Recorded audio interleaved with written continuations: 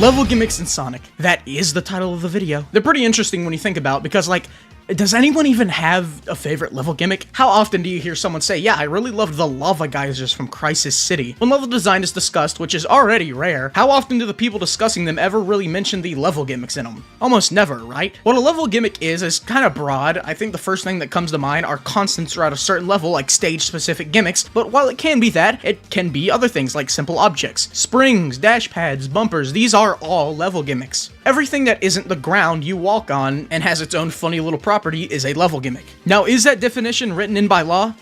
No, I don't believe it is, but it's my video, I get to do what I want. Level gimmicks are a lot more important than people think. These things can make or break both my enjoyment of a level, but also help to give that level an identity of its own. They go unnoticed most of the time, which is a shame. They really go hand in hand with level design as, well, level gimmicks are level design. Level gimmicks can come in all different shapes and sizes. You may think on the surface that all of them serve the same general purpose, but you'd be wrong. For this video, I've sort of stuck certain things into categories that match each other well. This isn't a super cemented, like, these are objective categories and objective placements of where each one would go, but I did try my best to make it all coherent. I think the best and easiest place to start off would be objects that serve as automation. The tried and true, I'm talking springs, dash pads, zip lines, all that bullshit. Now, while each of these things have a different coat of paint from one another, when you analyze them at their most basic point, you realize something.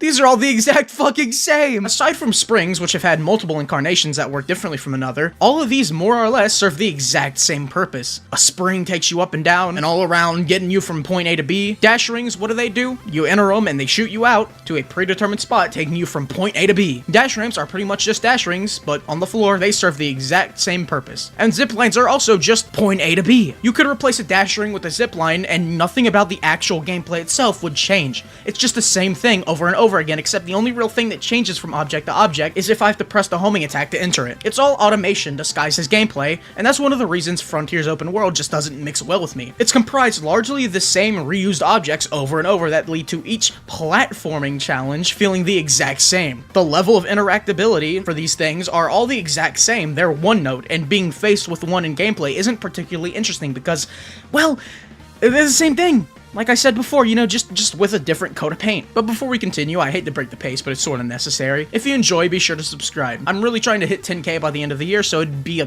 really big help. Also, if you want to support me financially, you can subscribe to my Patreon and get early access to videos. Links in the description. But yeah, back to it. Now, there's two things in here that I mentioned that do have a little more depth to them. Sometimes, only sometimes. Dash pads, while a very basic object that tends to reinforce automation, have some basic but effective utilizations. In the classics, that is. The classics are all about maintaining and gaining speed via slope physics and what have you. So when you're presented with a dash pad, well, that means something. That's the game giving you a rare, okay, well, to be fair, some games can get a little carried away, but that's the game giving you a rare moment of completely unearned speed. Now, yes, that speed is unearned, which means bad game design or something, but when used right, I think their inclusion can be well earned. Suddenly, it goes back to the idea of, alright, we've given you all the speed, can you truly handle it? And that gives us some really nice moments, like in Sky Temple, where the speed given to you by the dash pad completely transforms how you play the following section. As for springs, Jesus, look at how they massacred my boy. I'm not saying springs were like the holy grail of level gimmicks in Sonic. They usually still served a very one-note purpose, that being sending you up onto a higher ledge you normally couldn't reach. However, these things at least had some fun moments because of the fact that, well, your movement wasn't locked when you hit them. While springs usually never contributed anything crazy to the levels they were in, making them fully automated was just one of the many things that serves to make the player feel like they're less in control of the character. And while we're on the topic of springs, I think it's time we get into a new category of objects that serve a similar role: air control. So in the classics, not the modern games though, because fuck air control, who needs to actually worry about interesting platforming? A constant of the classic games, and also by extension the advanced games, were things that all relied on air control. What does this mean? Pinball, mostly. I made a whole video on this, but pinball stations in Sonic are really misunderstood, and I think people hate on them, not because they're actually hard at all, but because people think the most optimal way to play them is by brute forcing it, when that is very clearly not what you're supposed to do. Things like bumpers, all the variations of bumpers, springs, flippers, all of these pinball gimmicks all relate to Sonic's air control. The goal of certain sections become mastery of Sonic's air control. Bumpers are something that to most people are kind of annoying, but in reality they're a perfect balanced object. To a casual player, they're nothing but annoying obstacles, but at a higher level of play, they become tools for the player to take advantage of. I think the easiest example of this is normal bumpers, where instead of just freaking the fuck out when presented with a row of them, you can carefully bounce from bumper to bumper using them like platforms. This is really creative and rewards you for understanding Sonic's air control. It's also a really nice platforming challenge, as you don't really get any sort of safety net. No time to prepare you for your next jump or anything. Once you're on that bumper, it is it. It is ride or die. You either make it across or you fall all the way down. There's no in between. Collision Chaos is probably my favorite usage of air control gimmicks like bumpers in the series because of just how much it's used in all these brilliant ways and how being good at the game just makes the level feel like pure freedom. But I've talked about it a million times, so I'll leave it at that. Another air control based gimmick I really enjoy are the clouds. They serve a similar role to bumpers, only now instead of being unruly because of the shape, these are essentially flat planes that just bounce you up, like the entire plane was the very tip of a bumper. These things are primarily seen in Sky Sanctuary, both classic and modern, and Sonic Advance, where sometimes they aren't even clouds. These are just really fun gimmicks overall. Everything I said about the bumpers being a fun platforming challenge applies here, if not a little stronger, because these are now explicitly platforming challenges with a stronger conveyed point. They get to actually do really small but fun proper platforming challenges with them, and it's really fun. In Sonic Advance, they conserve all your momentum, which is fun, but in Sonic Generations, before bouncing you back up, it pauses you for a second, which lets the player breathe for a very small time. I just really like when they're used. It's really fun. Also, to end off air control, a lot of people just really fucking hate pinball stages, but I'm sorry, if you got filtered by a Sonic bumper, that's on you, man. Now, on a worse note, shit that flings Sonic. I don't know what to call. These consist of things that may look cool or interesting, but kinda just do the same thing. Now, this is scarily close to purely automation, however, the way they're used here is slightly better because most of them come from classic games. It's sort of a classic versus modern spring situation where one is better, but not like crazily better. You know? The place you'll find these in the most is Sonic 3 and Sonic Mania. Now, I like these games a decent bit, however, they are super guilty, whether most people like it or not, of having really one-note gimmicks. Things like the gun from Mirage Saloon, that bouncy goop from Chemical Plant. Visually, I mean, they're awesome, like, they're so cool, right? They feel great, but from a gameplay sense, well, they aren't really doing much. There's no challenge, nothing interesting gameplay-wise. It's sort of like a dash pad with more steps. Sure, things like the gun have the chance to be interesting by shooting you upwards in the air, giving you airtime, but I'll be honest, the level design doesn't really follow it up with anything interesting, so you sort of just fly across a bit of the level design by pressing the button at the right time. The goop does the same thing, only vertically. There's these hands and hydrosity that, again, are just dash pads with extra flair. Mania specifically has a lot of things like this that look really cool and get praised for, when in reality, it's really nothing interesting at all. It's usually always just automation with an extra step, and that doesn't really serve to enhance the gameplay in any real way. Now, it's not like these aren't creative ideas, they certainly are. The Chemical Plant goop I mentioned earlier is really neat, and the idea of jumping on the syringe to make it super bouncy is pretty cool. And shit like the gun,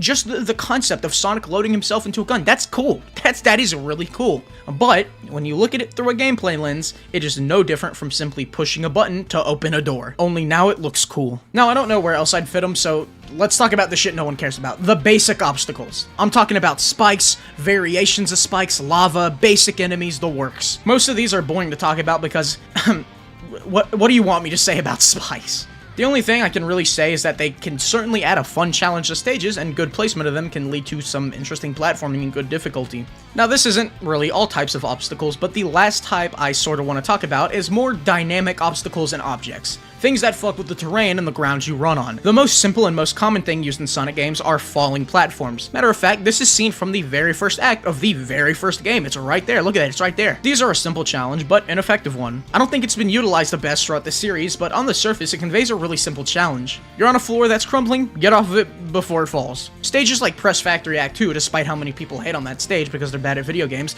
do something pretty interesting where instead of crumbling the second you step on it, it actually falls the second you jump. So, if you jump, you gotta know where you're gonna land once everything is said and done because you won't be landing back on that platform. Speaking of superstars, it might have the most dynamic obstacles in the series, at least off the top of my head. Things like the treadmill from Frozen Base Act 1 is a really great gimmick that I've already talked about, so I'll make it quick. There's a red and blue treadmill. Red goes left, blue goes right. If you run with the treadmill, you'll go faster, but if you run against it, you'll go slower. They also have this toggle of sorts in the air that can be switched when jumping through them that swaps their colors. It's used really well and serves to make the stage as engaging as it is. And also from Superstars, we've got the snakes! I actually really like these guys. They aren't used a ton, being used pretty scarcely, however I like when they're used. For the most part, they're these wobbly little guys that move up and down, constantly changing a certain part of their backs from an incline to a decline and vice versa. This is really interesting in-game as it forces you to be aware of them, as you need to know when you're on a decline or an incline at all times if you want to try rolling down them for speed or jumping off of them as an incline for a slope jump. It's all really engaging, I love it. There are also two different variations of the snake in this stage. One of them serves as a reaction test near the end of the stage. You need to reach the peak of the snake and slope jump before he fully lowers. And there's another variation where coming in contact sort of bounces you upwards and forwards, and I really like this, just wish it was used a bit more.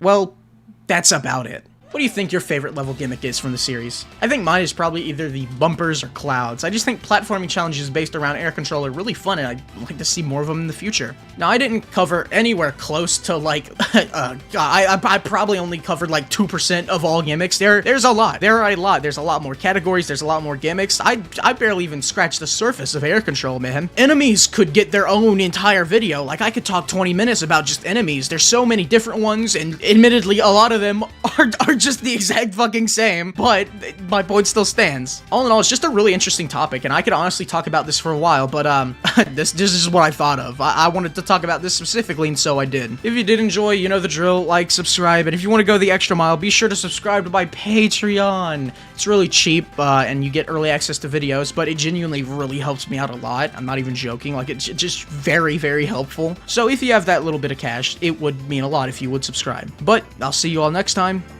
Peace.